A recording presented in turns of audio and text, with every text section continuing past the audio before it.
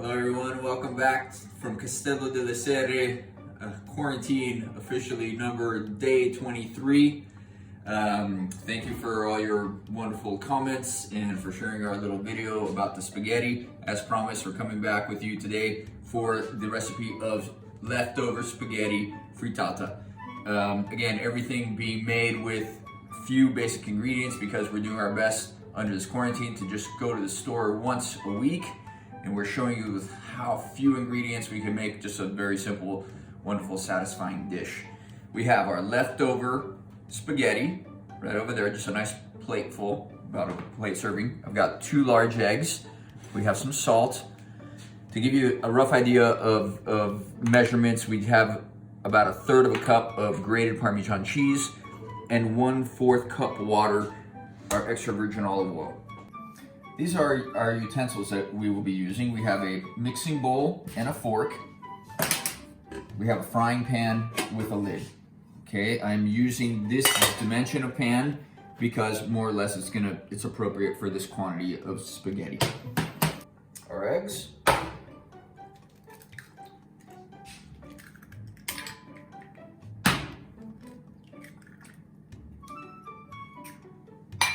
Our pinch of salt.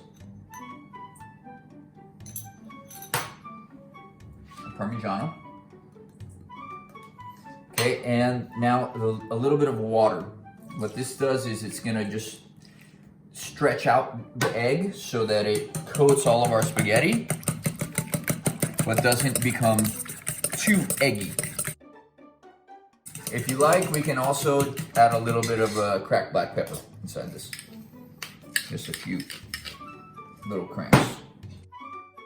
Our extra virgin olive oil in the pan, and quantity wise, remember, we just want to completely coat the bottom of the pan. If you have a little extra, don't worry. A little more oil is better than a little less.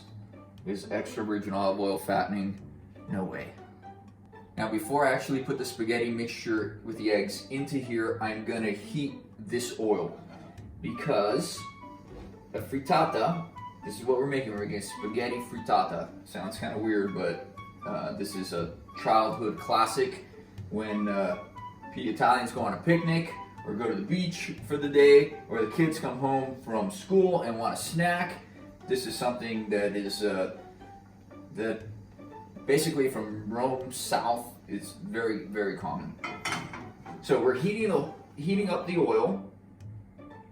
All right, and while that warms up, I'm gonna come over here and mix our spaghetti into the egg mixture. All right, a little bit at a time. I wanna break it up a little bit just so that the egg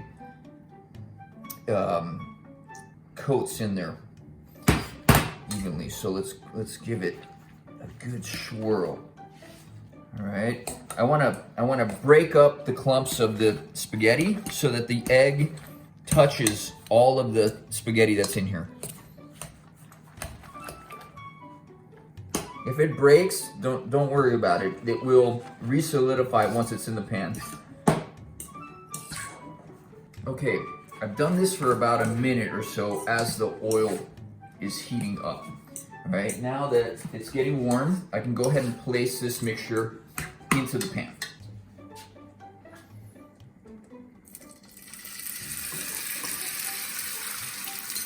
Get it all in there. All right, now we will, at this point, make it take the shape of the pan.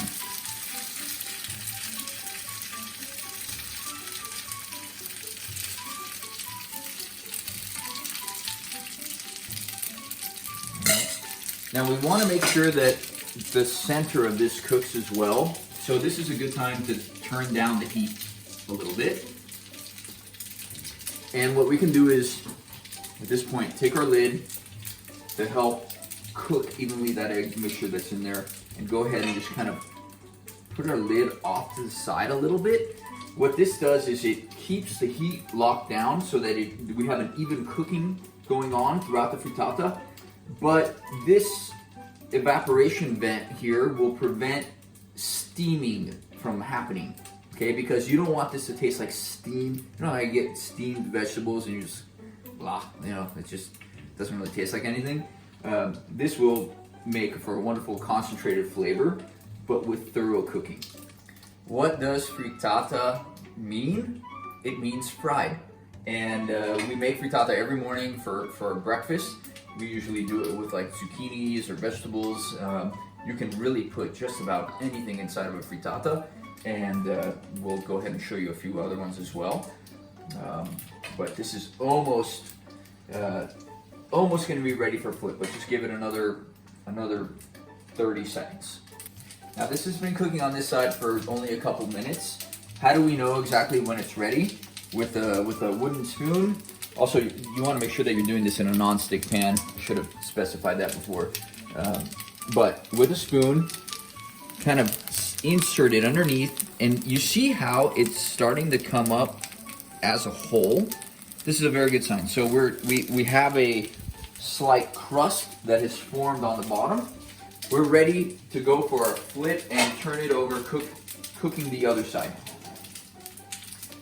Now, most of us are not professional chefs, okay? So I'm gonna show you a wonderful little trick to flipping this and keeping it completely intact, all right? If you need to grab a little cloth to protect your fingers, I've got rather leathery skin from having my hands on the kitchen a lot. So let me show you how to do this again. If you need a little protection cloth, please do so. All right, we have put the lid on top. Now, one decisive movement. You can't hesitate. You gotta just do it. Flip and pop it down.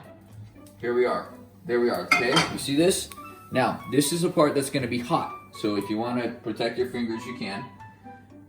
And in the corner, sliding to the other corner.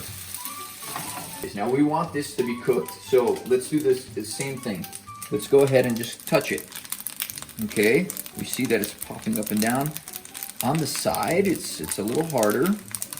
In the middle, it's a little bit softer. All right, but we want to also make sure we're not burning the bottom, so that we can use our spoon again and just take a look. Everything looks to be doing okay. The color is good still. Let's let it sit for another minute or so. And again, if you want to be extra cautious, what we can do is just put our lid back on this. Okay, once we are getting ready to go to the table and you want to just be 100% sure that it's cooked all the way through, you can just turn the fire off, put the lid all the way on, okay, and just let it sit. Its own heat in there will continue to finish the cooking off. Okay, the moment of truth. Let's go ahead and plate up our spaghetti frittata. Let's cut it and see if we did in fact cook it enough. I'm a little nervous.